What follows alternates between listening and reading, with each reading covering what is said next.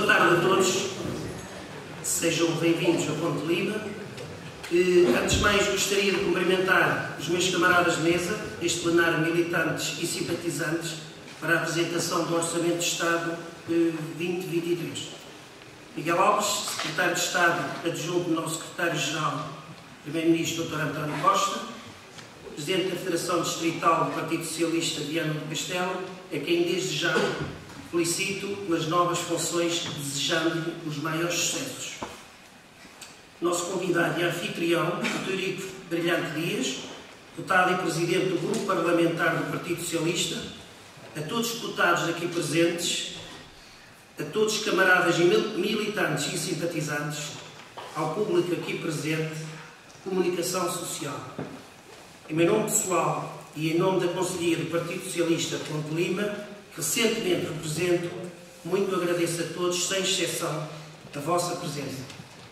Quero agradecer ao Miguel pelo empenho e tudo ter feito para que esta iniciativa de importância extrema tenha sido uma realidade em Ponte Lima.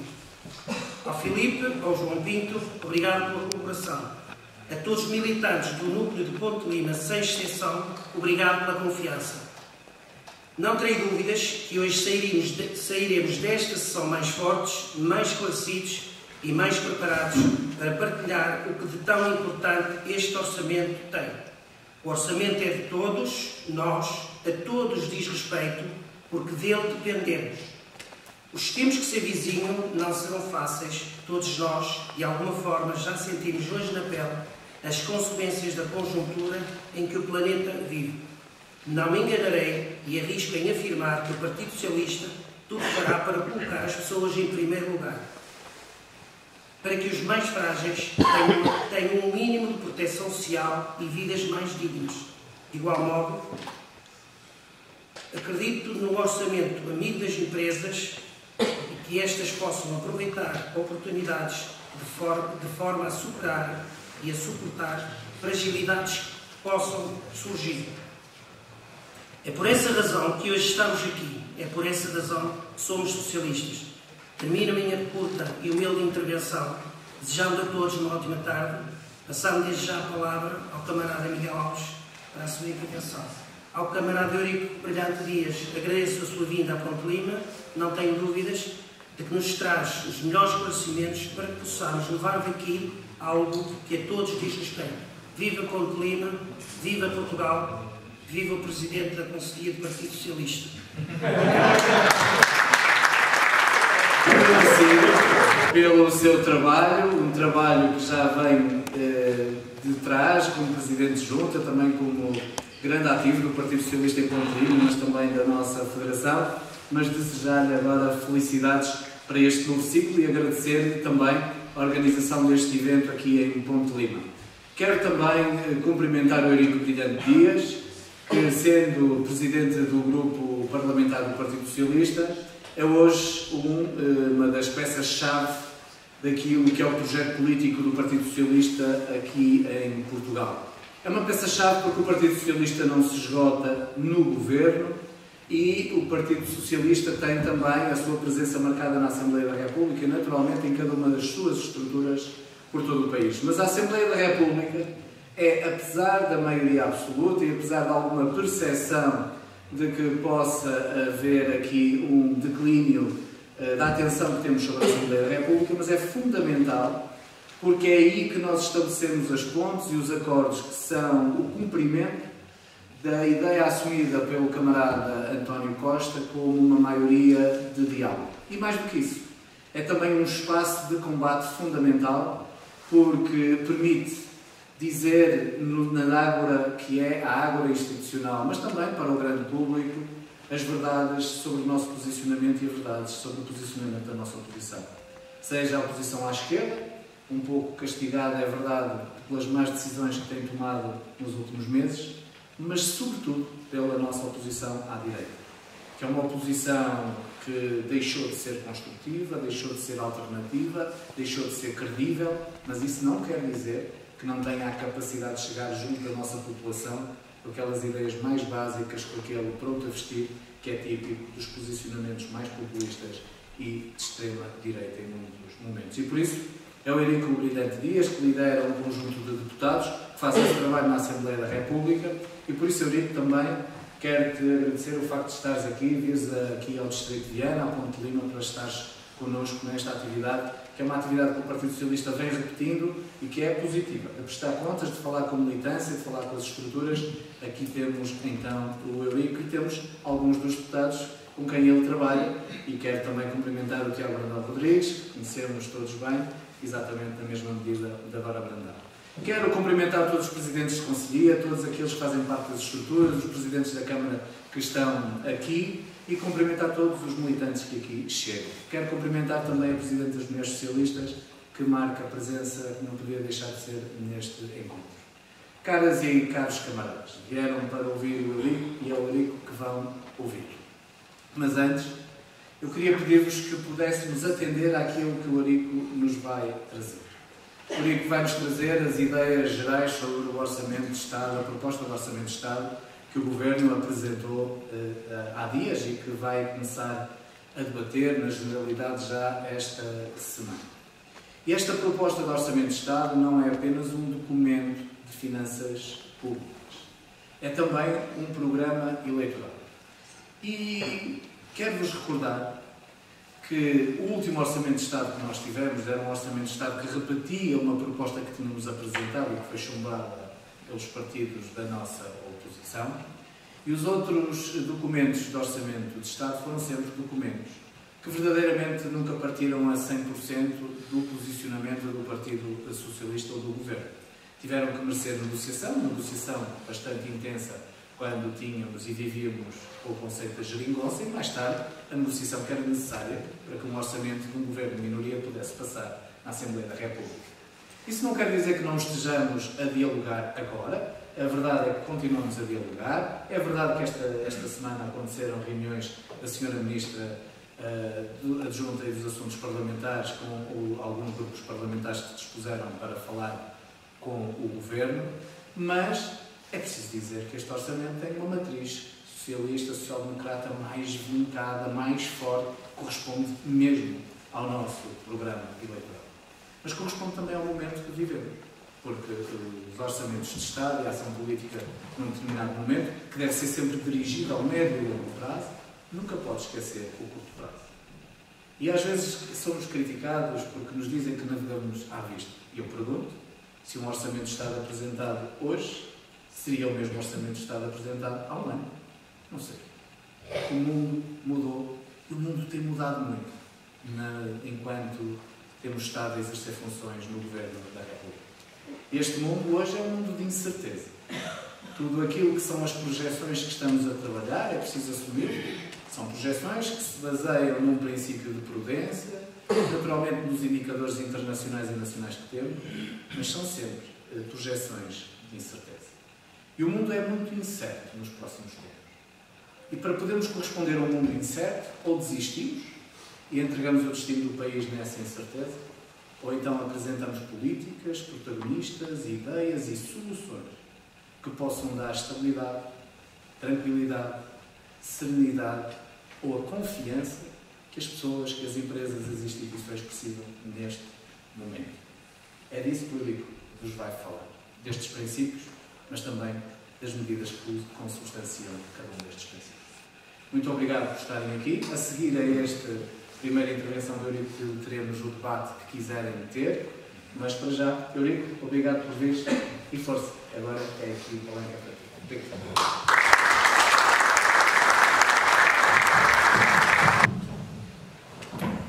Queridos camaradas, vou pôr o corrimão primeiro, não vão ouvir três horas. Boa tarde a todos. É um gosto estar aqui com a Federação Ponte Minho, de Viana do Castelo, em Ponte Lima. Um cumprimento ao Acácio.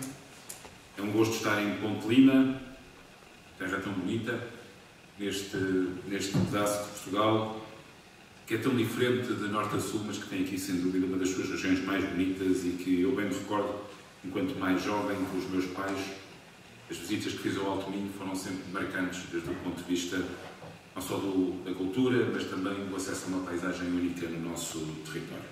Também como como governante, vim várias vezes, não só com o Zé Maria, mas com o Vítor, por exemplo, e mesmo com o Miguel, em que, em algumas circunstâncias, vinham ao domingo ver também a dinâmica de muitos dos autarcas socialistas, que muito empreendedores também foram fonte para captarmos e retermos investimento estrangeiro em Portugal. Por isso, no cumprimento particular aos autarcas do Alto Minho. Um cumprimento ao Miguel. Miguel é Presidente da Federação, mas é também membro da nossa equipa de coordenação e, portanto, nesta sua casa, um cumprimento especial pelas novas funções que tem. Um cumprimento especial aos meus queridos colegas deputados, o Tiago e a Dora. A Anabela não está, mas é também uma das nossas. Está a chegar! Isto foi... Parece que tínhamos combinado, mas não combinamos. Estava eu a falar dela, a Anabela, estava a chegar. E é um gosto estar convosco e também cumprimento às mulheres socialistas, à sua representante, à sua dirigente, um cumprimento muito especial. Este meu introito é também um introito para vos introduzir o Orçamento de Estado, também como socialistas, para prestar contas, mas também para vos falar do contexto, das batalhas que temos pela frente, a forma como temos que enfrentar como maioria absoluta um contexto particularmente difícil e também, se me permitirem a ousadia, também para deixar um pouco da energia que nós, no Parlamento, no Governo, também nas autarquias, temos a obrigação de ir dando aos nossos militantes, dando informação que lhes permita no dia-a-dia combater também aqueles que vão denegrindo e às vezes até degradando as circunstâncias políticas do país e que precisam de ter combate, de todos os socialistas em todo o país. Este Orçamento de Estado é o segundo Orçamento de Estado desta legislatura, mas não é o segundo Orçamento de Estado que os governos do Partido Socialista apresentam nos últimos anos. Nós apresentámos orçamentos de Estado a partir de 2015, os primeiros para recuperar a credibilidade externa do país, para que o país saísse de um procedimento de déficit excessivo, para que o país não fosse alvo de sanções. Recordo, quando os governos do Partido Socialista tomaram posse, Portugal foi objeto de uma ameaça de sanções por parte da Comissão Europeia, para que o país pudesse voltar a crescer, para que pudéssemos cumprir as promessas eleitorais, que acabavam com cortes nas pensões, cortes nos salários, que acabavam com a sobretaxa de IRS e que permitíssemos ir devolvendo rendimentos, colocando as contas em ordem e afastando de Portugal a ideia de que Portugal era um país não cumpridor e que por isso podia ser alvo não só de sanções, mas alvo, evidentemente, dos financiadores da nossa dívida pública. Foi um trabalho extraordinário, também de crescimento económico. Devo dizer que nesse período, Portugal, até ao fim do primeiro governo do PS, liderado pelo camarada António Costa, Portugal, em 3 anos, convergiu com a União Europeia. Portugal terá crescido 3% pela primeira vez desde a adesão ao euro durante esse período até 2019. Foi um período muito difícil. Recuperar projetos antigos, como dizia o Tiago Brandão Rodrigues, ainda há pouco aqui à entrada, no caso das escolas e das escolas do parque escolar que tinham ficado congeladas. Recuperar o número de médicos. Foi preciso mais médicos para o SNS, mais enfermeiros. Recuperar orçamento em várias dimensões, sempre com contas certas. E essas contas certas permitiram ao Partido Socialista ter o primeiro superávit da democracia portuguesa, em 2019, que era um sinal muito importante. O país crescia, o desemprego caía e Portugal tinha as contas certas. Tínhamos mais investimento estrangeiro, mais exportações. E os portugueses, quando chegaram a 2019, disseram de forma clara: nós queremos que o Partido Socialista continue a governar. Reforçaram a confiança no PS e António Costa para governar. Nós aumentámos o número de deputados e também disseram à nossa esquerda que eles contavam para governar, quer o Bloco de Esquerda, quer ao PCP, quer também ao Partido Ecologista dos Verdes. E colocar na direita na oposição, outra vez. O mandato seguinte é um mandato marcadamente muito duro. Muito duro porque o Partido Socialista ganha as eleições em outubro e a pandemia começa em março de 2020. E os portugueses, mais uma vez, ficaram com a certeza de que, mesmo nas crises mais agudas, podem confiar no PS para os proteger, para ter as políticas mais próximas das pessoas, que protegem os seus rendimentos, que protegem o seu emprego, que protegem as empresas de ir à falência, que foi aquilo que aconteceu, no limite que protegem a saúde pública dos portugueses. Os portugueses, se tinham dúvidas que o Partido Socialista, em momentos de grande aperto, era capaz de governar para todos, e de governar para todos, não como a direita tinha governado durante a Troika, em que penalizou os portugueses, em que somou a austeridade da Troika à austeridade do PPD-PSD, com o Partido Socialista foi diferente. Nós lançámos o layoff simplificado, apoiámos mesmo aqueles mais vulneráveis que não tinham rendimentos e que por isso não tinham sequer o emprego formal para ser protegido. Suportámos o efeito fortemente depressivo na economia portuguesa de ter parado a economia, ter parado a sociedade. Fomos atores em Bruxelas do lançamento do novo instrumento que foi o Plano de Recuperação e Resiliência, a partir da primeira emissão de dívida conjunta da União Europeia. Nunca tal havia acontecido e foi com grande pressão político-diplomática e, em particular, do Primeiro-Ministro António Costa, que fomos capazes de colocar de forma solidária os Estados europeus a preparar a recuperação. E quando estávamos preparados para recuperar, vocês sabem, provocaram uma crise política, derrubaram o governo e fomos para eleições. E os portugueses já nos conheciam. E em grande medida não é que tenham dado ao PS uma recompensa. Eles não nos deram uma recompensa. Mas perceberam uma coisa que é muito importante, que é muito valiosa nos dias de hoje. E é muito valiosa para discutir também o Orçamento de Estado de 2020. É que perante a crise violenta que sofremos com a pandemia, e eu recordo que há pouco falava de vir ter com o Vítor Paulo cá acima a Paredes de Cora, com a autoestrada vazia, para ir com ele falar com os espanhóis do outro lado da fronteira. Vítor, tenho a certeza que se recorda. Mas, perante essa gravidade, perante esse momento, os portugueses perceberam que o Partido Socialista não os tinha deixado sozinhos. Tinha apoiado, com todas as dificuldades. Os portugueses sabem bem que os momentos que estávamos a viver eram momentos de grande dificuldade. Que todos os governos atravessavam dificuldades de combate à pandemia. Vejam o que aconteceu com o presidente Macron, que perdeu a maioria do Parlamento. O governo italiano caiu, tem hoje um governo liderado pela extrema-direita. O governo espanhol está em grandes dificuldades. As sondagens indicam que o PSOE está atrás do Partido Popular. Mas os portugueses, naquele momento, disseram que o Partido Socialista e o Primeiro-Ministro tinham dado uma resposta à altura, com dificuldades. Provavelmente também com erros, mas com muitos acertos. E nessa circunstância, quando se dirigiam às urnas, tinham duas opções. Ou votavam no PS e confiavam no PS, ou colocavam a direita, provavelmente com a extrema-direita, no poder. E o que fizeram foi dar ao Partido Socialista uma maioria absoluta. E deram-nos uma maioria absoluta em dois momentos, num momento particularmente importante. Já nos tinham visto governar antes,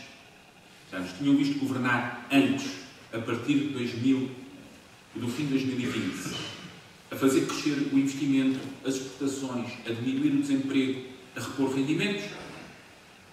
E dizem, num contexto internacional mais favorável, e viram-nos a governar numa circunstância dura, difícil, única nas nossas vidas, que era combater uma pandemia.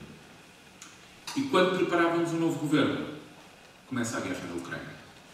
E mais uma vez, os portugueses que estão lá fora, sabem que aquilo que vivemos é um momento também único na Europa. A maior economia da Europa ficou absolutamente dependente do gás russo, do gás que vinha da Federação Russa. A maior economia da Europa, o terceiro cliente da economia portuguesa, a República Federal da Alemanha, ficou fortemente dependente não diria absolutamente, mas fortemente dependente da energia que vinha da Federação Russa. Grande parte dos parceiros europeus de Portugal a leste dependem do gás da Federação Russa. A guerra na Ucrânia é uma guerra que viola o direito internacional, mas que tem fortíssimas implicações económicas. Há empresas na Alemanha que pararam de trabalhar, pararam porque não suportam os custos da energia. E há indústrias fortemente consumidoras de energia que estão a sofrer aumentos de preço, nem sequer de 100%, mas em alguns casos multiplicam por 10 o custo da energia. Por isso a confiança no PS, neste momento de incerteza, é central. O que é que faz um governo nestas circunstâncias? O que é que o governo do PS diz aos portugueses com este orçamento de Estado? Essencialmente, duas palavras, a que somarei uma terceira. A um governo, neste momento, pede-se que seja parte da certeza em momentos de grande incerteza. Neste momento, pede-se ao governo que seja parte da estabilidade, que seja parte também, a minha segunda palavra, a primeira é estabilidade, a segunda é que dê confiança, que permita aos portugueses, nos seus rendimentos, ter estabilidade, proteção dos seus rendimentos, que permita às empresas a continuar a produzir, garantindo um quadro mais favorável. E terceiro, que continue a apresentar contas certas. E as contas certas não são um novo mantra do PS, nem do governo. As contas certas são essenciais para cumprirmos as duas primeiras palavras que vos disse. Garantir estabilidade e confiança. Sem contas certas, Portugal pode ficar outra vez no olho do furacão. E isso seria fortemente penalizador para os portugueses, para os seus rendimentos. E todos nós sabemos o que é que a direita faz quando chega ao poder e tem a oportunidade de aplicar as suas políticas em períodos fortemente recessivos.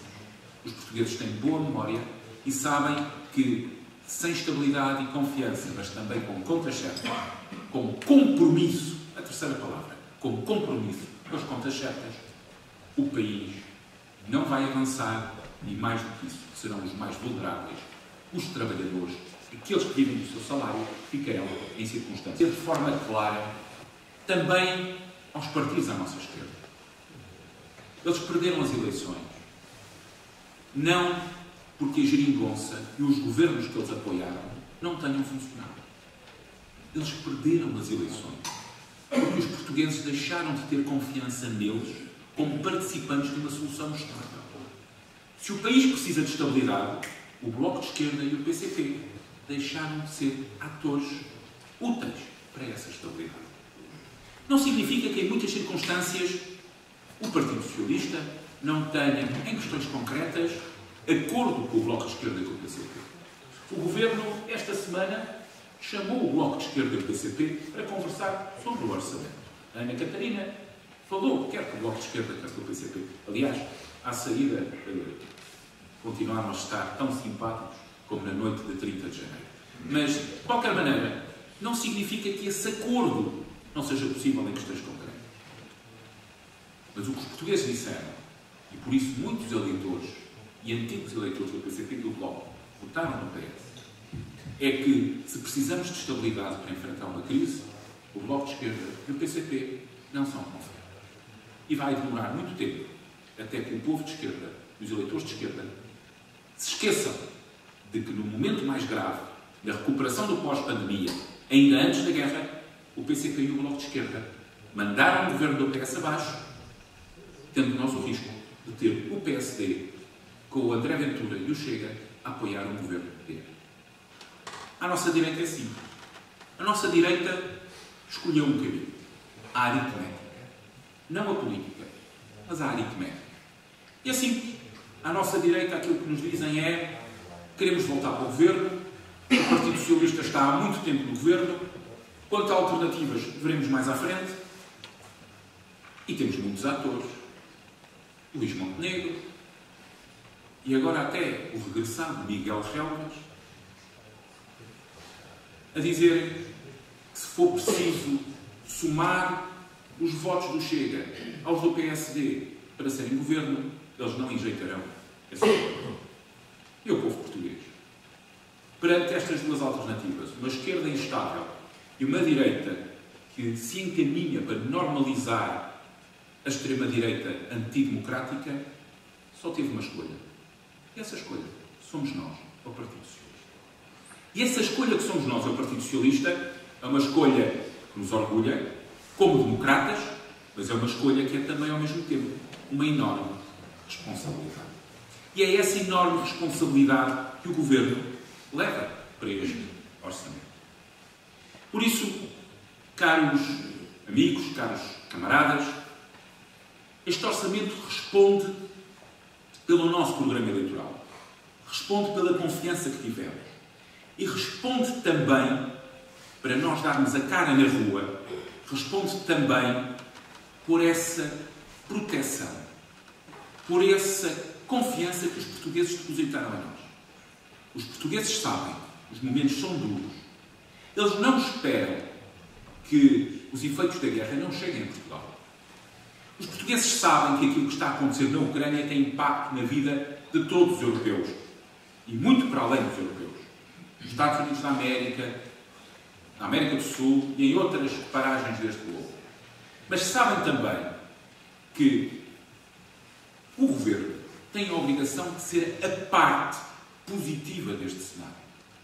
A estabilidade e a confiança. No quadro da estabilidade política, os portugueses deram-nos essa confiança e o grupo parlamentar honra essa confiança, garantindo a estabilidade nos próximos 4 anos e meio, até 2026, garantindo que o Governo pode executar o seu programa porque tem os 120 deputados, 120 representantes eleitos que garantem essa estabilidade. O que seria deste país se o Partido Socialista, perante esta circunstância, não tivesse maioria absoluta? Estaríamos muito mais perto, provavelmente, de novas eleições e estaríamos, provavelmente, muito mais perto de uma situação instável que levaria o país para uma circunstância particularmente mais difícil. Mas na estabilidade política está o grupo parlamentar, estão os 120 deputados. Mas depois há a estabilidade de algo que é essencial. Os rendimentos das pessoas. Perante as dificuldades que têm quando vão às compras, quando têm que pagar a prestação da casa, quando têm que resolver os problemas diários da sua vida. E essa estabilidade de rendimentos foi um dos grandes objetivos. Fazê-lo e fazê-lo com todos. Antes de entrar na estabilidade dos rendimentos, porquê fazê-lo com todos? Porque quando nós temos uma crise, se a estabilidade política é possível com esta maioria absoluta, com estes 120 deputados, não deixa de ser menos verdade que a estabilidade na sociedade portuguesa, a estabilidade social, só se consegue se formos capazes de alargar o âmbito desta maioria absoluta. E foi por isso que o Governo se empenhou num acordo de rendimentos, salários e competitividade. Foi por isso que foi tão importante celebrar o acordo entre a UGT, a Confederação Sindical e as entidades patronais. Foi por isso que, apesar de todas as dificuldades, eu tenho aqui autarcas e ex-autarcas à minha frente, foi tão importante empenhadamente continuarmos o caminho da descentralização e termos um acordo com a Associação Nacional de Municípios Portugueses, não desvalorizando os municípios, não apocando aquilo que os municípios podem fazer melhor com os recursos que captamos aos cidadãos através dos impostos. E é por isso que temos que continuar empenhados, mesmo na Assembleia da República, num diálogo com as forças democráticas. Eu não esqueço, a maioria das alterações do Orçamento de Estado de 2022, que foi a maioria das alterações aprovadas, são Foram alterações que foram propostas pelos partidos da oposição. O Partido Socialista apresentou 55 alterações que aprovou, os partidos da oposição apresentaram aproximadamente 60. E nós, só ao PSD, só ao PPD-PSD, aprovámos 7 propostas de alteração. Foram mais propostas de alteração aprovadas do que o PPD-PSD, por exemplo, no Orçamento de 2013, tinha aprovado a todas as forças políticas que estavam no hemiciclo. Foi um grande esforço. Mas foi um grande esforço para continuar este caminho de diálogo, também no Parlamento, como na sociedade, com empregadores e trabalhadores, como com os municípios e outros órgãos de soberania, desde a sua excelência Sr. Presidente da República até aos tribunais superiores. E por isso, proteger os rendimentos com este elo social. Proteger os rendimentos, apoiar as empresas e garantir que esse caminho até 2026 é um caminho coletivo que, apesar de todas as pedras que temos pela frente, continua a ser um caminho coletivo. Uma última nota. Estou a ver que eu sou professor universitário, eu com um slide posso dar uma aula inteira. Portanto, não se preocupe. Uma última nota. O Miguel disse uma coisa que é muito importante. O Miguel sublinhava aqui, dizia assim, o que seria, este orçamento tem que ser um orçamento diferente daquele que seria o orçamento que apresentávamos há um ano. Porque as circunstâncias são diferentes. O Miguel, o que nos estava a dizer é, este tem que ser um orçamento que responda à conjuntura. O que diriam as forças da oposição se este orçamento não respondesse à circunstância das pessoas, não respondesse à conjuntura? Por isso, claro que ele responde à conjuntura. Mas quando nós ouvimos alguns partidos, especialmente à direita, e alguns comentadores menos bem informados, que este é um orçamento que responde à conjuntura, mas não responde aos problemas estruturais do país. Não nos deixemos enganar neste tipo de argumento. Claro que ele responde à conjuntura. Porque se não respondesse à conjuntura, não respondia aos problemas emergentes das pessoas, no meio de uma guerra e a sair de uma pandemia. Mas também tem um foco no futuro. Porque temos aqui o Zé Maria Costa, ele é membro da equipa governativa do Ministério da Economia.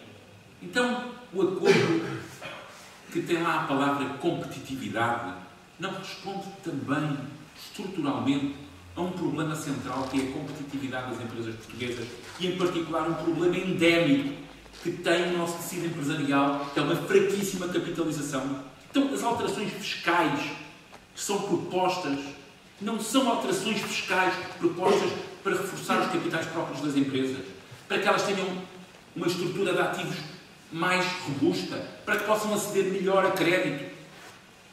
No momento em que as taxas de juros estão a aumentar, e por isso, com o PRR, com o Portugal 2030, com este aposta no orçamento, fazemos também na dimensão fiscal das empresas, nós estamos a resolver problemas que são estruturais, centrais no desenvolvimento da economia portuguesa.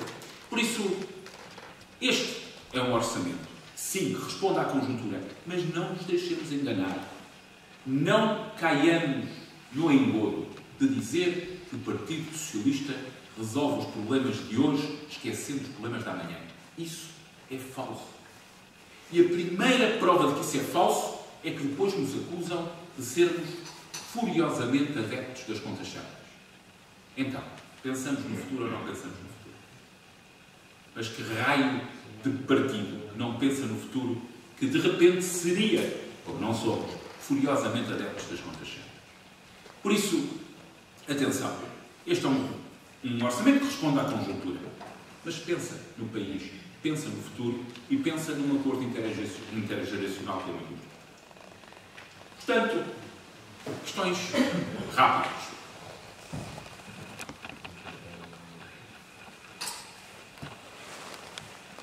Reforçar os rendimentos. O que é que significa reforçar os rendimentos? Valorizar os rendimentos do trabalho como dois eixos distintos. Valorizar o trabalho com o acordo de rendimentos, salários e competitividade para um horizonte de médio e longo prazo. Reforçar os rendimentos também nas administrações públicas de forma progressiva, garantindo que os trabalhadores da administração pública, de forma continuada, até 2026, tem um aumento real das suas remunerações. Reforço das pensões e prestações sociais. É muito importante sublinhar a valorização dos rendimentos de trabalho na valorização do salário mínimo nacional. Mas não apenas esse, também o salário mínimo. Reforço das pensões e das prestações sociais. Reforço das prestações sociais, garantindo que os cidadãos que dependem de prestações sociais têm prestações sociais que não perdem poder de compra, que são aumentadas aproximadamente, penso, 8%. Mas atenção à questão das pensões. Temos sido fortemente atacados nas pensões. E injustamente. A campanha tem sido dura e difícil. E ter voz para desmontar os ataques ao Governo e ao PS não tem sido fácil. Mas nós precisamos de mais bocas para dar a nossa perspectiva.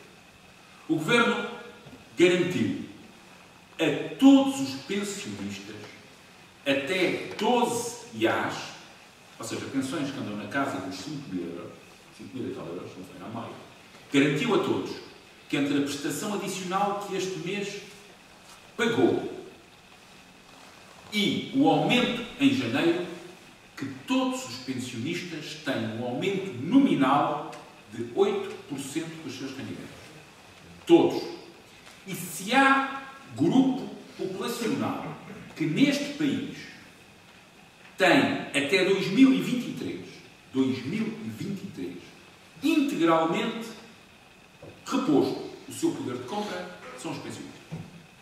Entre a prestação adicional e o aumento das pensões em janeiro de 20 anos.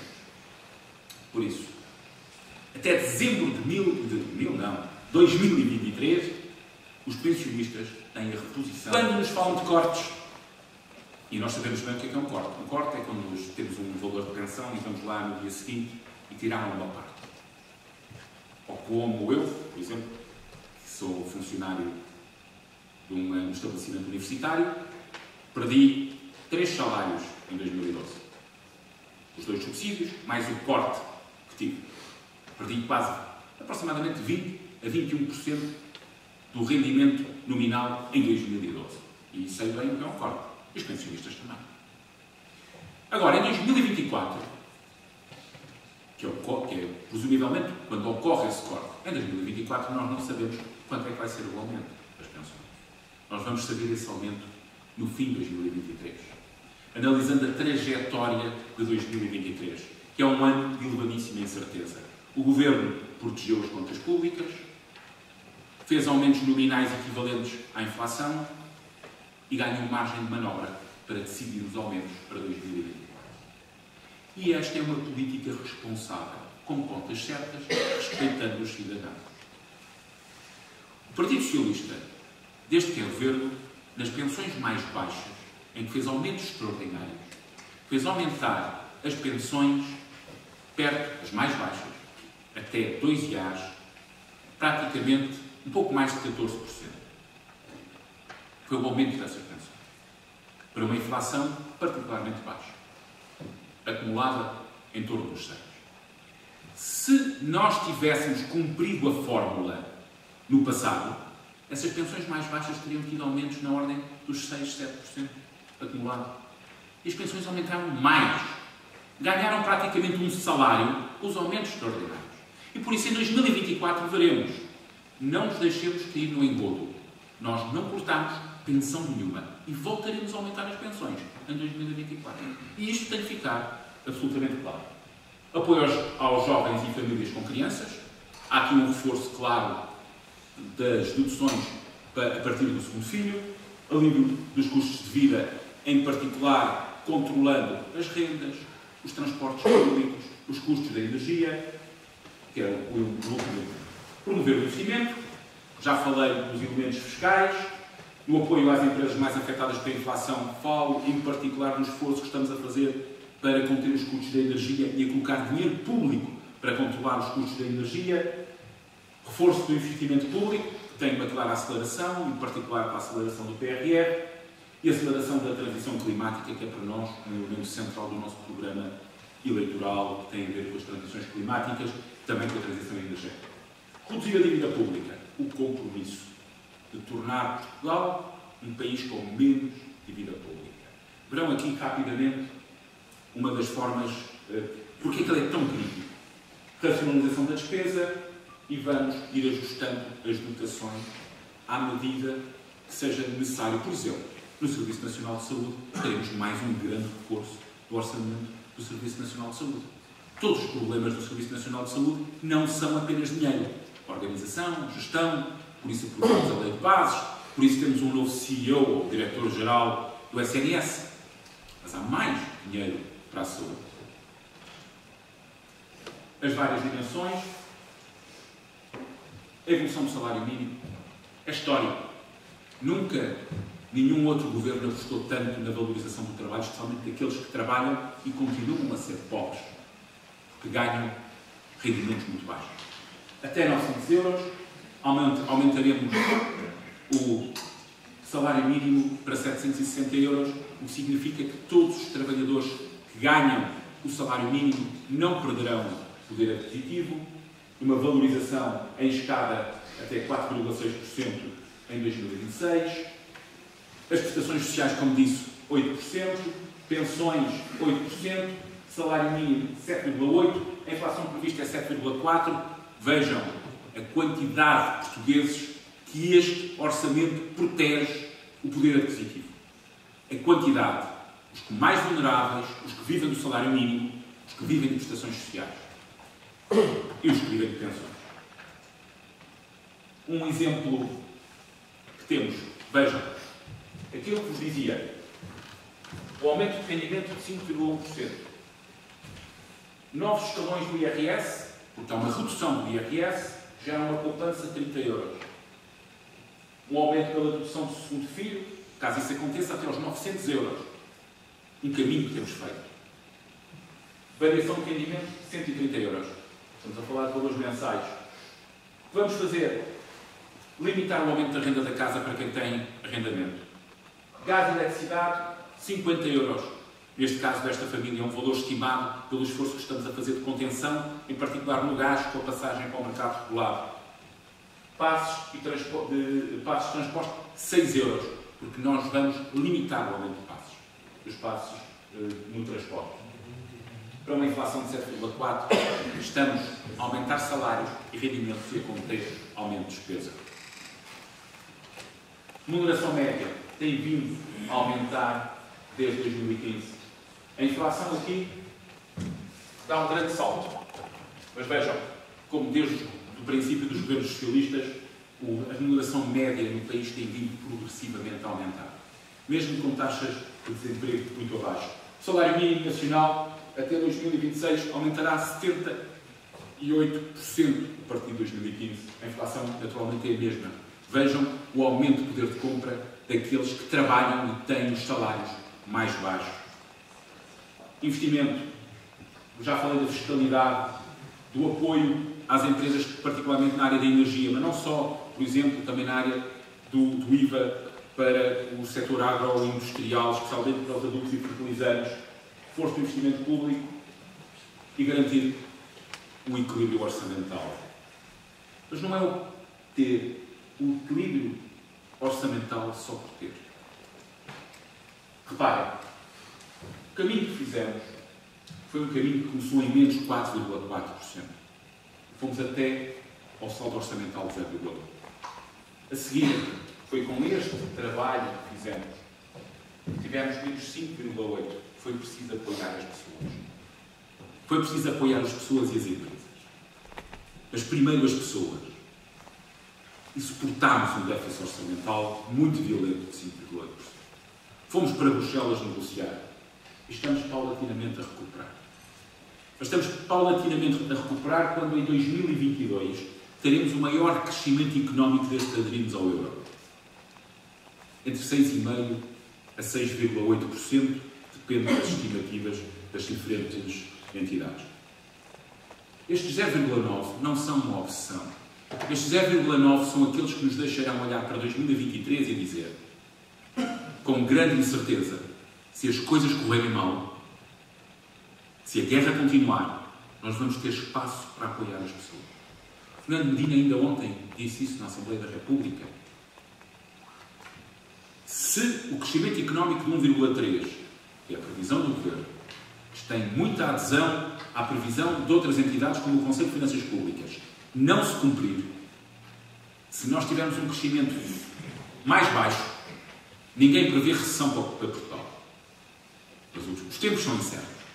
Se nós tivermos menos crescimento, se ele for mais próximo de zero, se tivermos menos receitas fiscais e provavelmente mais despesa, nós teremos espaço para acomodar essa variação, para ter mais déficit, sem ter que olhar para as pessoas e ter que buscar mais impostos ou fazer mais cortes na despesa, quer na saúde, na educação ou nas prestações sociais. E em momentos de incerteza, o pior que podia acontecer é ter uma envolvente recessiva, com grande incerteza, e no meio da incerteza, o Estado virar-se para os cidadãos e dizer: preciso de mais impostos, ou vou cortar os benefícios sociais, ou vou cortar no SNS, ou vou cortar na educação. E isso não pode ser. Porque isso foi o que fez a direita. A direita fez isso. A direita foi o governo em 2012, 13, 14 e 15. Chegava a meio do ano, fazia um orçamento retificativo e anunciava mais medidas de austeridade. A recessão estava instalada. E eles, a meio do ano, mais medidas de austeridade. Como é que nós íamos olhar para os nossos concidadãos, para os nossos colegas de trabalho, para as pessoas que andam na escola connosco, se perante um fenómeno mais recessivo ou de estagnação em 2023, o governo do PS, em vez de poder apoiar, fosse olhar para as pessoas e pedir-lhes mais impostos e cortar nos benefícios sociais? Seria injusto e seria fazer aquilo que a direita fez durante o período negro da austeridade entre 2011 e 2015. E é por isso que isto para nós é importante. Um país com contas certas, um país com espaço e com margem para apoiar, um país que não vai deixar ninguém para trás, como é uma marca central dos governos do Partido Socialista. E vejam, dívida pública a descer. E nós tivemos que suportar um aumento da dívida pública para combater a pandemia. Já recuar para 110. E estes 110, vejam, vão permitir Portugal estar ali ao nível da Espanha e da França. E eu acho que nós vamos ultrapassar a Espanha. Nós vamos ter menos dívida no PIB que a Espanha que faz. E vamos com isto proteger os portugueses neste compromisso por contas certas. Porque ao contrário do que nos disseram, o PPD, o PSD e o CDS nunca foram os partidos das contas certas. Eles foram governo, fizeram austeridade, aumentaram impostos, cortaram despesa, mas as contas nunca estiveram certas. E mais, dizem sempre que o PS é o responsável por 3 resgates. Há que fazer história. Mário Soares foi primeiro-ministro em 1976. Na altura, num governo apoiado pelo CDS. Freitas do Amaral, Basílio Horta, Amar da Costa e outros. E na altura, sim, teve que ir chamar o FMI. Mas depois dos governos do pós-25 de Abril e num quadro explosivo de aumento dos preços do petróleo e dos preços da energia. Ele teve que assumir essa responsabilidade. Mas as arcas vazias, o primeiro-ministro Mário Soares, foi isso que o primeiro-ministro Mário Soares encontrou em 1970.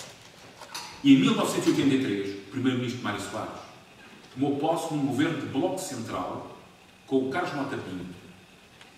Quando tomou posse, em 1983, encontrou um país falido, também depois de um elevado aumento dos preços do petróleo e das fontes energéticas, um país falido, e mais do que isso, um país falido depois de governos da Aliança Democrática, do PPD, PSD, do CDS e do PPN, que tinham deixado o país, eles sim, à beira da bancarrota. E em 2011, quando caiu o Lehman Brothers em 2008, quando foram atacadas as dívidas soberanas, o Partido Socialista, que tinha tirado o país do procedimento de déficit excessivo, com o ministro Teixeira dos Santos, enfrentou a maior crise económica e financeira desde 1929. E quando precisou de apoio, teve apoio para fazer a austeridade do PPD-PSD de Passos Coelho. E depois, quando foi preciso proteger o país, foi para eleições e perdemos as eleições em 2011. Mas na altura, para evitar o resgate, precisávamos de uma coisa que hoje temos, que devemos valorizar. A maioria absoluta garante estabilidade política. Muito obrigado.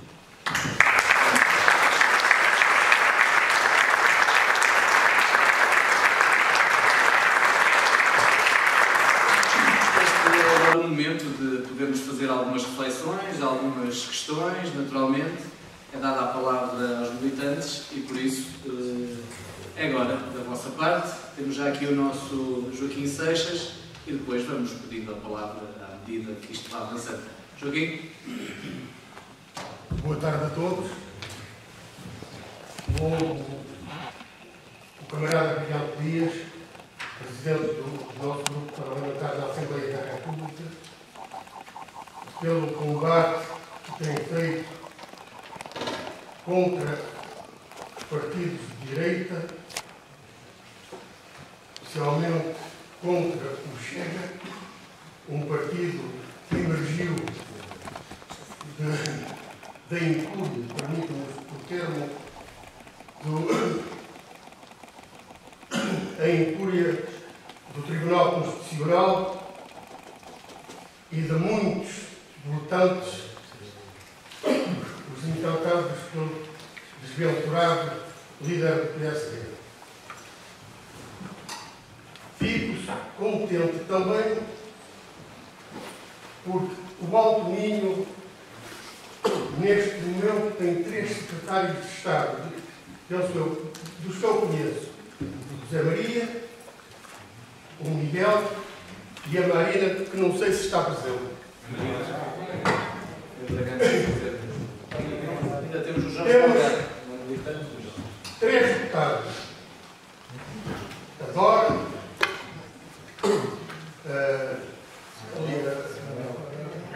a Anabela, quem falta mais? É sempre ministro. Ministro da Justiça. Isso devia-nos, a mim, enche-me de orgulho esta representação do Partido Socialista do Distrito de Viana do Castelo. Quero dizer que me sinto revoltado, não com o partido, eu estou sempre com o partido, isso é público, mas sinto-me revoltado não sendo leigo em economia e finanças e não querendo imitar esse eminente economista José Gomes Ferreira, eu pelo menos percebo uma coisa de contas de mercearia. Ele nem isso. Sobre o orçamento, eu e muitos como eu prefiro aquilo que o governo, as medidas que o governo tomou, do que os cortes nas pensões, nas reformas e nos vencimentos. Mas há uma coisa, camarada, que me deixa muito revoltado e é por isso que eu nem vejo televisão. Já aqui aconteceu uma vez uma visita de um membro do governo do PS. O Miguel estava presente nessa reunião e chamámos a atenção do Sr. Ministro para o seguinte: a RTP é uma estação pública paga com o dinheiro de todos nós contribuintes e temos os maiores fascistas lá dentro, que foram, ou que foi o Sr. Dr. Poiares Maduro, que infiltrou estes reacionários dentro da nossa RTP. Eu sei que os governantes não podem falar como falam. Eu não comprometo o Partido Socialista. Eu sei muito bem aquilo que estou a dizer, eu não prometo, mas há uma coisa: no Partido Socialista todos têm livre expressão. Por isso, vamos continuar um trabalho que tem que ser desmascarado pelos deputados da Assembleia da República. Muito obrigado. Obrigado.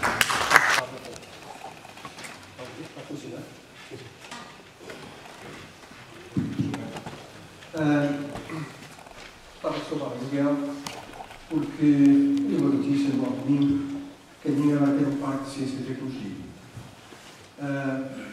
É importantíssimo que isso aconteça. Eu acompanhei de perto parte de ciência e tecnologia da Estaia, mas como ela está cá para embora, o projeto fica lá fora. Isto é um problema que pode acontecer. E o que acontece nestas situações, que é uma infraestrutura imensa e que vem trazer muito desenvolvimento, é que isso é feito pelos municípios todos, devia ser feito pelos municípios todos do Alcaminho, porque parte de ciência e tecnologia da Estaia existe na Estaia, porque o Braga não consentiu que fosse em Guimarães, nem Guimarães consentiu que fosse em Braga, então fica a meio. E é por isso que está na Estaia. Mas os municípios estavam todos a discutir. Isto não é obra do autarca, é obra de todos os autarcas. Deveria ser. E só assim é que se consegue algumas coisas. De qualquer das maneiras, parabéns pela ideia e por avançar com isso, bem com muitos anos de atraso, mas não é já um parque comigo. Bom, depois que o Miguel também falou em ideias e soluções. Eu vou apresentar aqui algumas questões. O Eurico disse que fazemos políticas próximas do cidadão. De facto, é verdade. É uma das questões que eu gasto, uma das razões. De qualquer forma, há uma margem imensa de produção do que é que se pode fazer. Porque, é assim, todos estamos dentro do sério, todos sentimos isso. Nomeadamente, escolhiam o seu salário. Se o Eurico estivesse a lecionar no Espeito, nos últimos 20 anos, teria crescido 22%. Isto são contas dos economistas e que eu sinto na pele. Bom, então, nesse caso, o que é que se deveria fazer? Bom, nós temos empresas em Portugal, o orçamento está, portanto, prevê alguns apoios, mas o que é que se faz nas empresas em Portugal? Eu vou-vos dar um exemplo da Enercom. A Enercom eu segui muito de perto. E a Enercom veio de Portugal, ao abrigo do acordo dos submarinos, e chegou aqui. A engenharia portuguesa não tem absolutamente nada. Se formos à fábrica de linheses, todas as peças que lá estão são estrangeiras. E o que nós somos apenas e só juntadores de peças. E juntadores de peças criam pouca riqueza. E ao criar pouca riqueza, empobrecemos. Porquê? Porque não criamos riqueza. Bom, a nível de educação, também há aqui uma margem de progressão grande. Nós fazemos, de facto, cursos nas universidades. E as nossas universidades até estão ao nível das europeias, internacionais, não há problema por isso.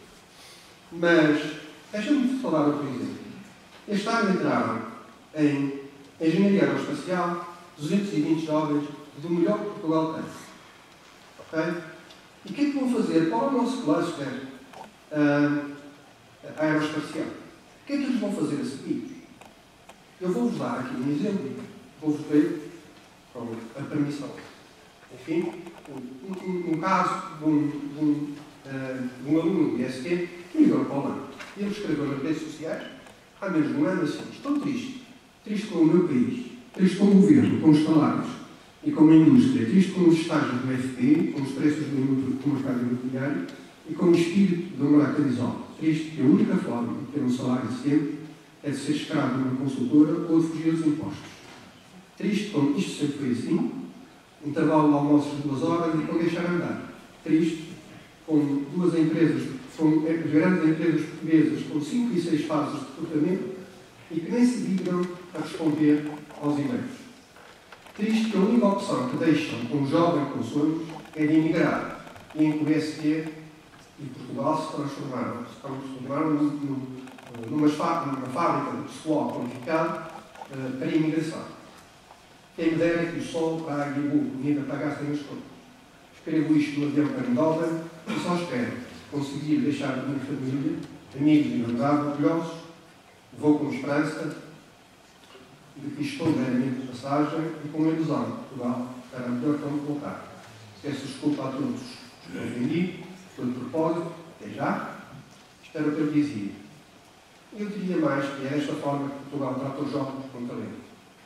Estuda que vais longe, dizemos tantas vezes aos mais jovens. As asas que Portugal deu aos jovens para voar mais longe para um avião da areia para emigrar para o mundo.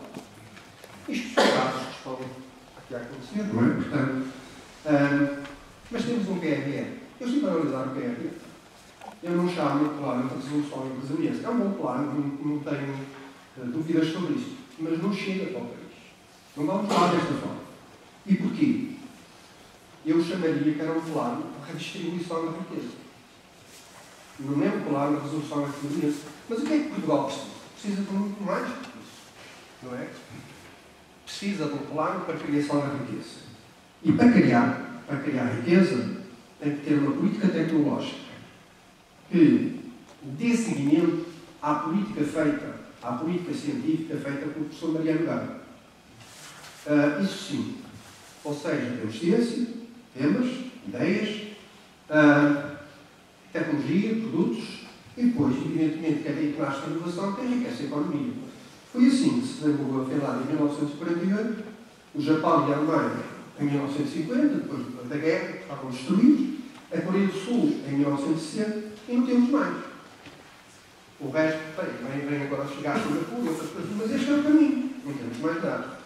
Pronto, mas de qualquer das maneiras, há aqui outras questões que é preciso criar, do meu ponto de vista, uma política tecnológica. Enquanto isso não for feito, nunca mais nós vamos chegar a ser catalão, continuaremos a empobrecer, porque não há inovação, não há produtos.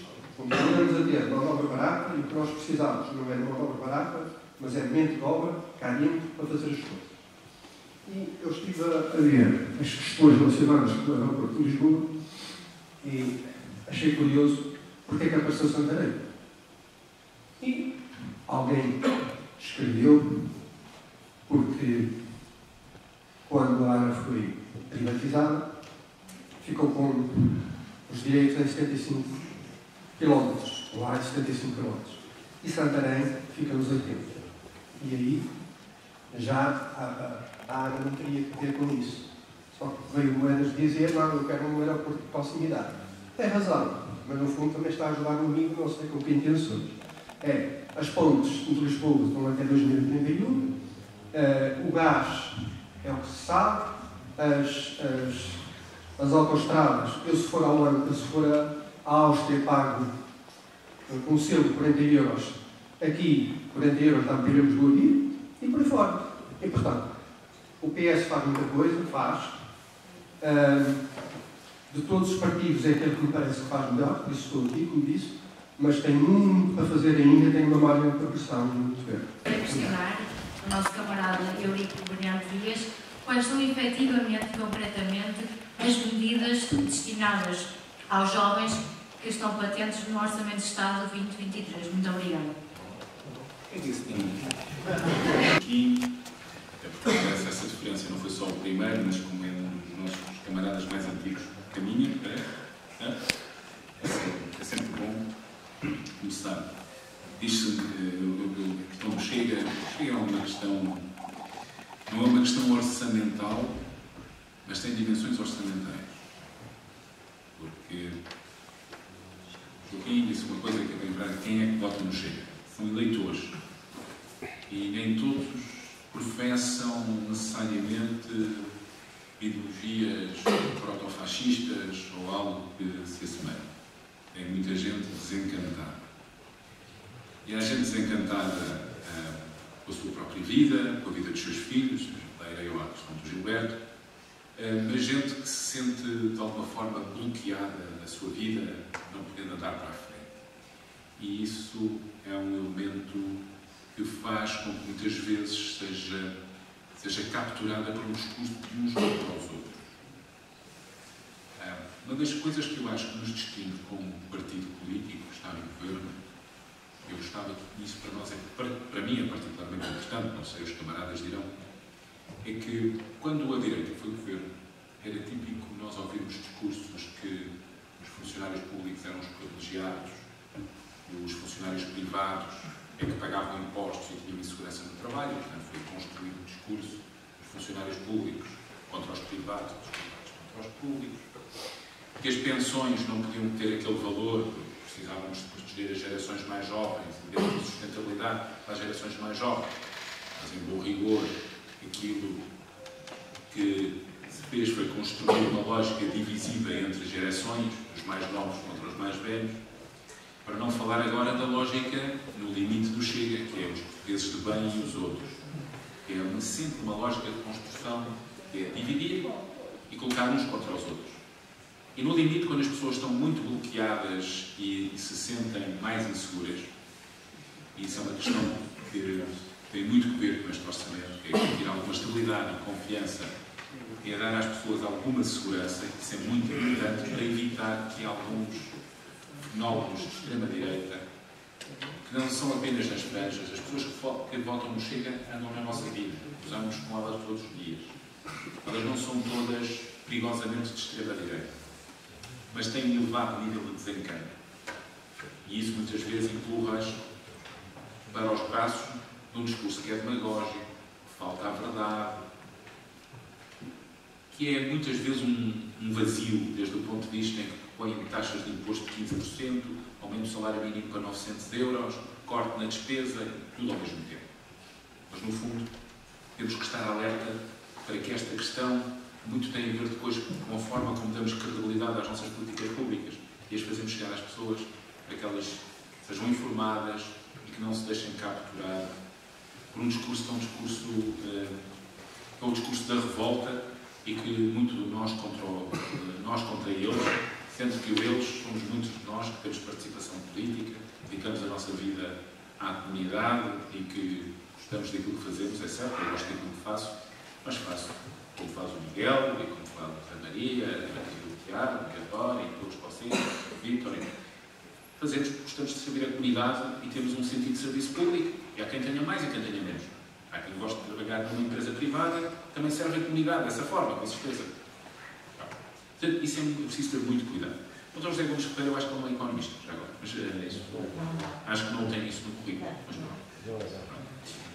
Bem, quanto à RTP, e sobre os meios de comunicação social,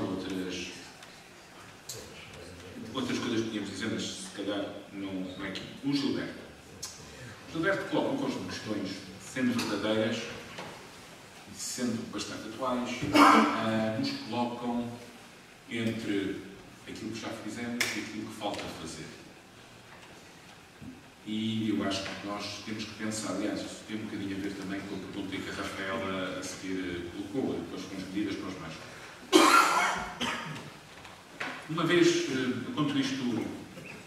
Para um bocado de água. Precisamos de estar de estado de junto. Beba.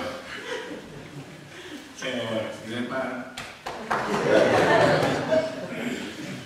Não foi nada que me custou incluir. Mas o Gilberto coloca a questão de uma vez numa conversa no Secretariado Nacional, mas o que eu dizer não é nada de confidencial. Eu disse qual era o maior desafio que nós tínhamos. Qual é o maior desafio que tem o PS ou que tem a minha geração? Tenho 50 anos e já tenho filhos com a idade de emigrar. A minha filha mais velha tem 22. E ela ainda está na faculdade e tal, vai entrar ao mestrado, mas mais anos acaba o mestrado, portanto, este ano. E o maior desafio que nós temos neste momento é nós criarmos positivamente, isso é bom, uma geração mais qualificada academicamente, fizemos um esforço muito grande, os governos do Partido Socialista nós orgulhamos de ter aumentado brutalmente o número de estudantes no ensino superior. Eu penso que no ano que a minha filha entrou na universidade, que é 2018, portanto ela é fácil, ela nasceu em 2000, portanto ela faz anos com o século, 2022 fez 22 anos, o ano em que ela entrou, em 2018, metade dos nascidos no ano 2000 tinham entrado na universidade. É absolutamente brutal. Era 50% dos nascidos. E pronto, e em 2019, 2020, são anos mais especiais, 21, 22, agora temos outros problemas para resolver também superior, não no acesso, mas na frequência, tem a ver com o preço elevadíssimo do alojamento para os jovens que estão deslocados. Mas, se nós pensarmos, nós fizemos este esforço de qualificação. E o Portugal era um país que vinha tão de trás, mas que quando nós olhamos para os mais jovens, nós já temos, ao nível das qualificações, valores muito próximos da média europeia. E, aliás, ultrapassamos muitos dos países que o Tiago tem superiores até. O abandono escolar e a frequência do ensino secundário está. O abandono escolar que ele tem de cor, quase de certeza, reduziu-se brutalmente.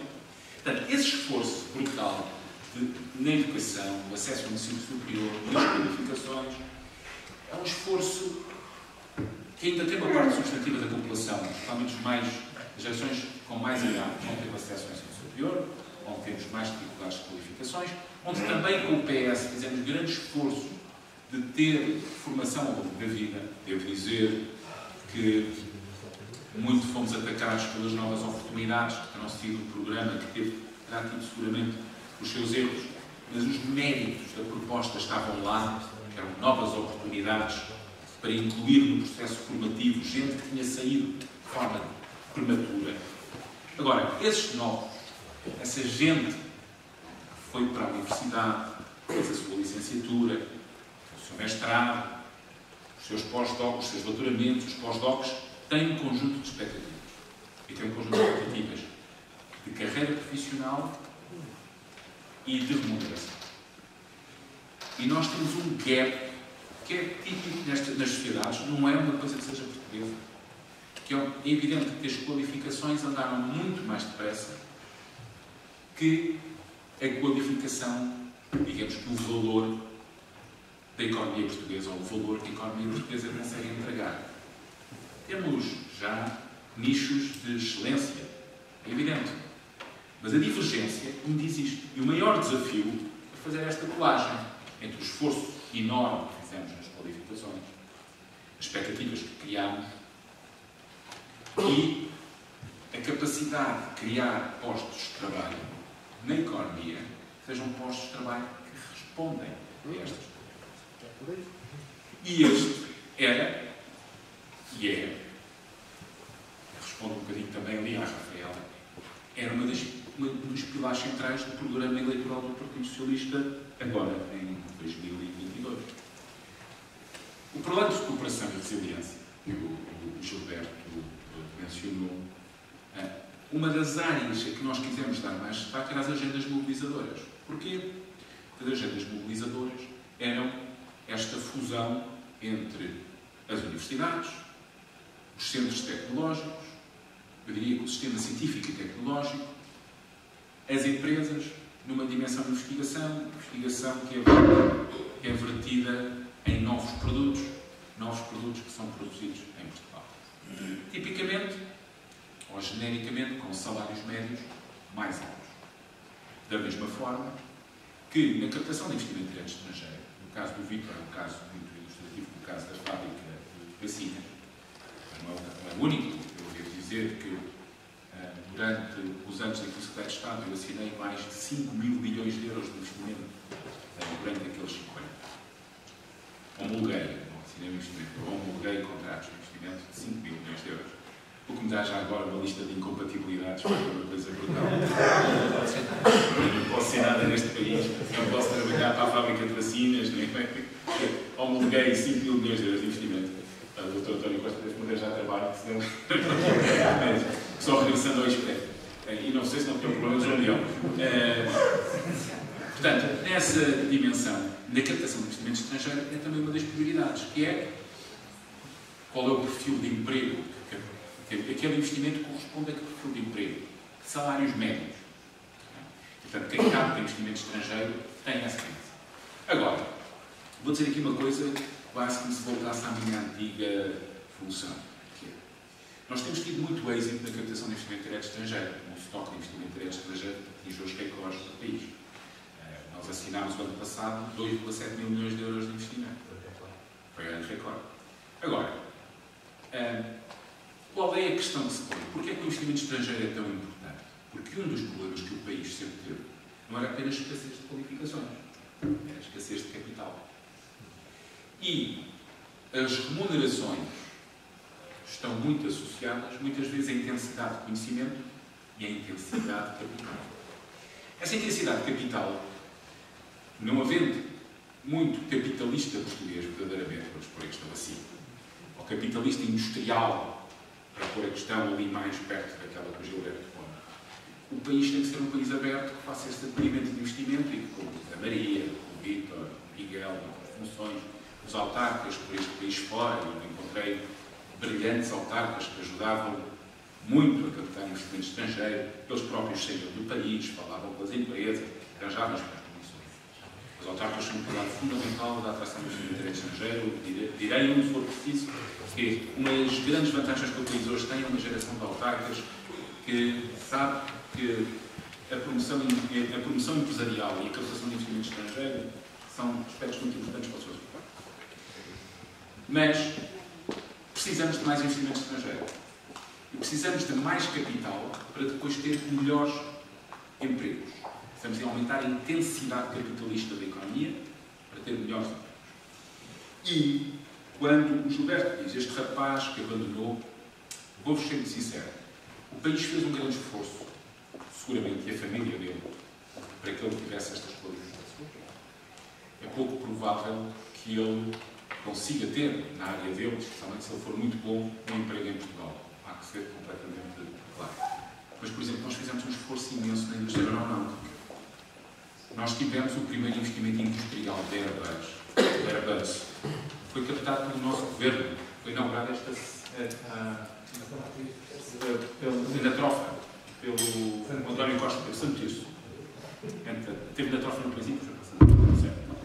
Essa foi uma história gira, porque eles não conseguiram arrancar em Santo Tirso, portanto fizeram primeiro uma instalação, acho que na Trofa, e a definitiva era Santo Tirso. Em Santo Tirso.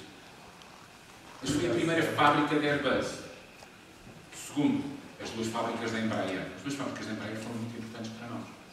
Para quê? Para qualificar empresas portuguesas que nunca tinham vendido uma peça à indústria aeronáutica.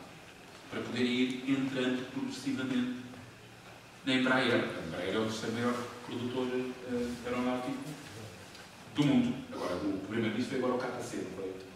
Terça ou quarta, a Beja com o primeiro, o Chico. As asas do KC foram feitas por engenharia portuguesa e são produzidas em Évora. É a maior asa aeronáutica, é a maior asa de um avião em Évora. Engenharia aqui do Ceia, dos Índios. Agora, esse processo é um processo que demora tempo. Portanto, nós demoramos uma geração a chegar a padrões de qualificações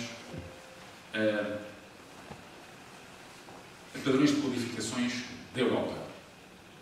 Especialmente nos mais ter uma economia com salários médios que responda a estas qualificações e a gestão dessas expectativas. E aquilo que o Gilberto dizia das frustrações, aquilo ali é uma frustração, é um exercício muito difícil. Mas só o PS, desculpa lá agora vestir a camisola outra vez, mas só o PS teve resposta para isto. Porque aquilo que mais foi triste no período da Troika não foi só os cortes, foi a ideia do empobrecimento. E a ideia do empobrecimento é o nosso empobrecimento, é o empobrecimento dos salários. E empobrecendo os salários, nós não vamos reter ninguém. É por isso que o Dr. Pedro Passos Coelho dizia que emigrar era o melhor. Porque era, de facto, esse empobrecimento. Segunda nota quanto ao Gilberto. Eu já não dou aulas no Misqueté desde 2015. Okay? E nós perdemos poder de compra real. A função pública perdeu o poder de compra. O nosso esforço, e a Mariana Vieira da Silva agora conduziu essas negociações, o Governo fez este acordo. A ideia é nós desbloquearmos as carreiras, que foi aquilo que nós fizemos primeiro. Eu, por exemplo, progredi no Misqueté, não lá está, eu sou que, entretanto, progredi, passei escalão, e conseguirmos que, especialmente ao nível dos dirigentes e dos mais qualificados, conseguimos repor parte deste poder de compra. Os aumentos que nós temos para a administração pública até 2026 são equivalentes àqueles que estão no acordo do rendimento, não é? São equivalentes. E é isso que nos vai permitir chegar a 20% de aumento até 2026 e esses 20% de aumento corresponderem a ganhos reais e efetivos. Fazer isto de um dia para o outro seria complexo, porque nós primeiro tivemos que acertar as contas e o peso dos salários da função pública deram um contributo, não ter grandes ações, é o mesmo. E segundo, nós sermos capazes de, a partir daí, repor ou reganhar algum do poder de compra que perdemos na verdade, as instituições todas. Já agora devo dizer que, como deputado, até porque perdi bastante mais que os 22%, só para avisar. Que continuamos a ser dos poucos que ainda têm corte nos salários. Só nós, os presidentes de Câmara, os eleitos continuam a ter um corte. São os únicos que mantêm um corte de 5% do seu salário. Portanto, esse caminho é muito difícil. Agora, a pergunta que se põe é: o caminho é difícil, tem esta divergência entre as qualificações e a oferta de emprego. Mas há que dizer também que nós não estamos a empobrecer. E nós não podemos cair na ratoeira do empobrecimento. O país, desde 2015, desde até o fim de 2021, teve crescimentos acima da média da União Europeia e cresceu acima da média da União Europeia. Nós tivemos uma forte e violenta queda em 2020, mais do que a média da União, por especialização da economia portuguesa, pela forte componente do turismo, mas recuperamos e hoje, no período 19-22, estamos acima da média da União. E não devemos deixar cairmos na tentação de olhar para a visão velocipédica que a direita tem do crescimento.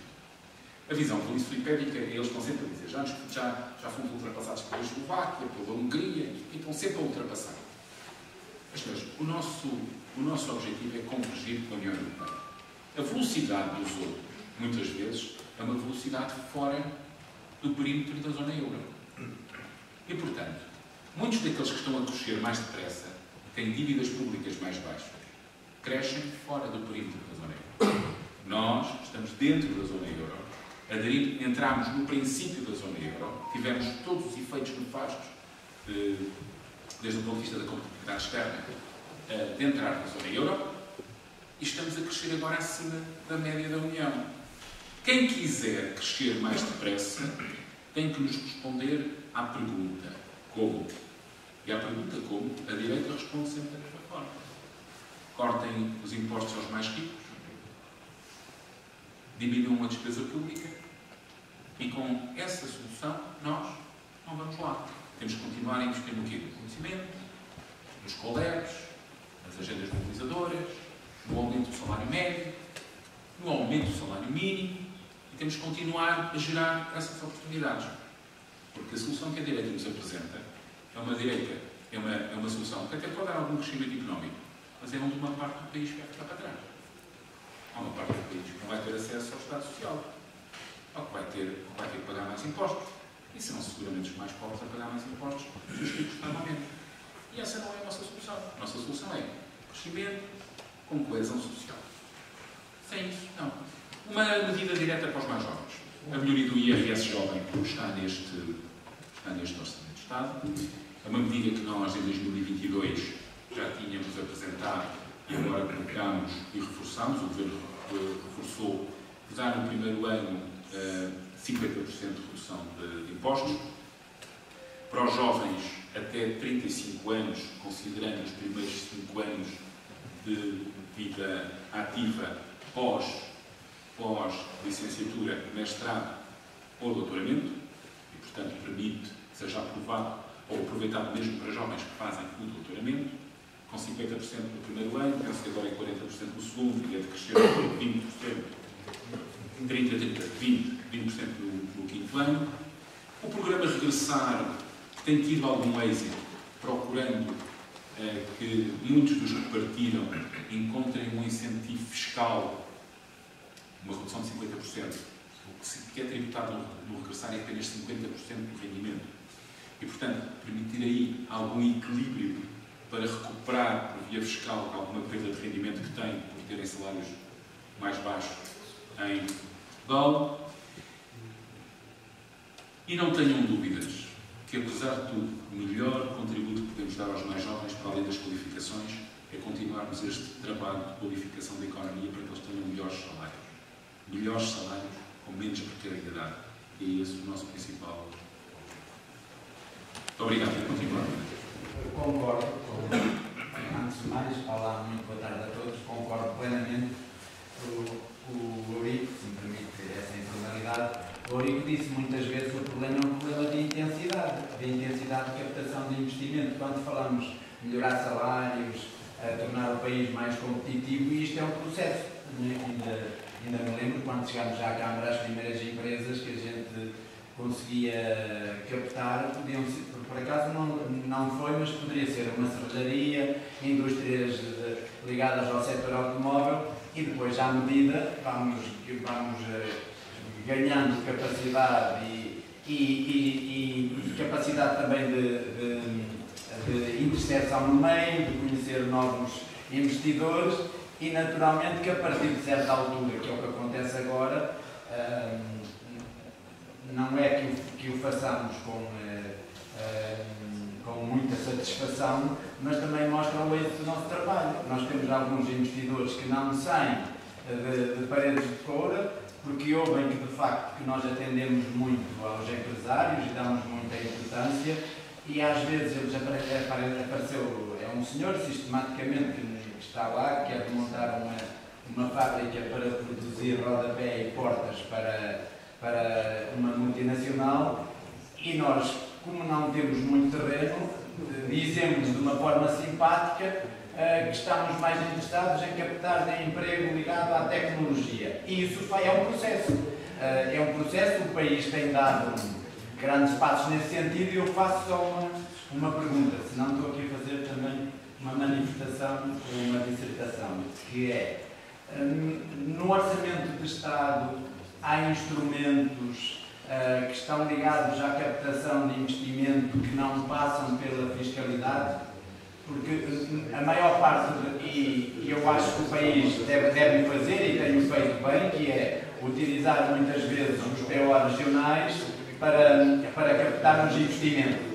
E isso deixo aqui ao Miguel, o Eurico também tem essa capacidade, faça-me este favor, e isto já não está ligado ao Orçamento do Estado. O Orçamento do Estado é se há instrumentos que não passem pela fiscalidade para captar os investimentos, se o Orçamento de Estado tem instrumentos mais agressivos para captar investimento. A outra sugestão que vos faço, eu estou farto de falar com a Ministra da Coesão, com toda a gente, com o Presidente da Comissão de Coordenação, já falei com o nosso Primeiro-Ministro e vou continuar a bater, que é, os avisos que estão ligados à captação de investimento, pelo menos que estejam abertos sempre, porque o último que abriu é de 2019.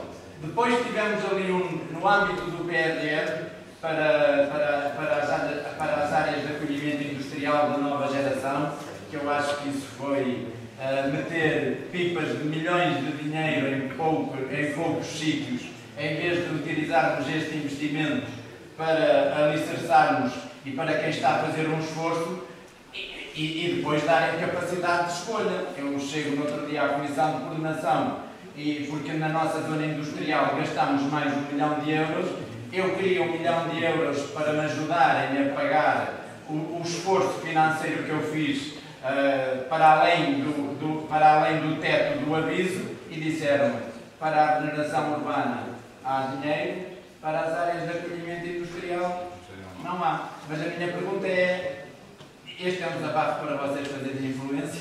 A outra é, há instrumentos no Orçamento Geral do Estado, para além da fiscalidade, que possam promover a captação de investimento estrangeiro? É essa a pergunta.